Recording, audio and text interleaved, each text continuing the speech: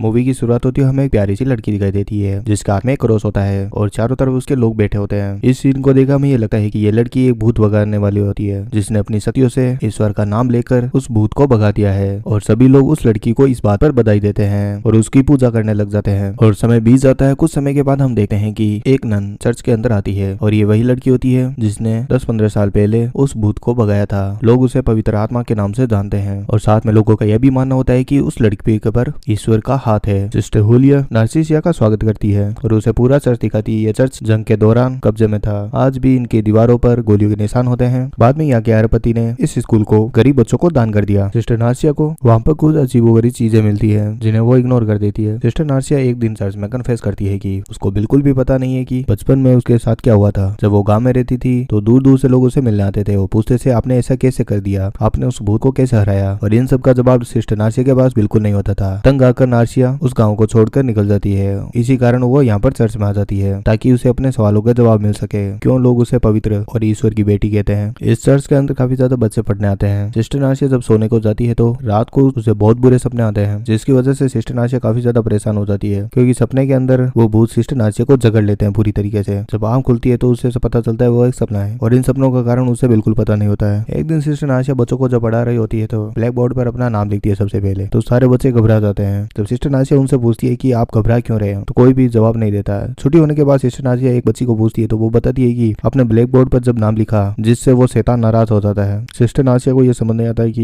ये किस शैतान की बात कर रही है और बच्चे घबराहट की वजह से ज्यादा जवाब नहीं दे पाते हैं और वहां से चले जाते हैं। इन सब के बावजूद सिस्टर नार्सिया जब भगवान की प्रे कर रही होती है तब भी उसे दिन में बुरे सपने दिखाई देते हैं। ये एक शैतान की ओर इशारा होता है। सिस्टर नार्सिया ये समझ नहीं पाती। सिस्टर नार्सिया अपने कमरे के अंदर एक फांसी का फंदा लटके हुए चित्र को देखती है तो वो एक बच्चे को बुलाती है और कहती है कि इस चित्र का मतलब क्या है। तो वो बच्चा बताता है कि अगर तूने इस पेंटिंग को छेड़ा तो शैतान तुम्हें नहीं छोड़ेगा। सिस्टर नार्सिया फिर भी इस बात को साबित करने के लिए कि शैतान जैसी कोई भी चीज नहीं होती उस पेंटिंग के साथ छेड़छाड़ करती है और वो शैतान उस बच्चे को गायब कर देता है। वो उसे चर्च में ले जाकर सचमुच रस्सी से टांग देता है और ये देखकर सिस्टर काफी ज्यादा घबरा जाती है और उस बच्चे का मौत का जिम्मेदार खुद को समझने लग जाती है। और सिस्टर होलार इस सब के जिम्मेदार सिस्टर नार्सिया को मानकर उसे सजा देती है और सिस्टर होलिया सिस्टर नार्सिया को उस बच्ची का मौत का जिम्मेदार मानकर सजा के तौर पर जब चंद्र ग्रहण लगा होता है तभी उसे निकाल देती है, जिसकी वजह से सिस्टर नार्सिया अपने आप को इतना दुखी पाती है कि वो जानबूझकर चंद्र ग्रहण को अपनी नग्न आंखों से देख लेती है, जिसकी वजह से उसकी आंखें जल जाती है और कॉर्निया रेटिना दोनों खराब होने की वजह से वो बिल्कुल भी देख नहीं पाती है। जैसे तैसे सिस्टर नार्सिया को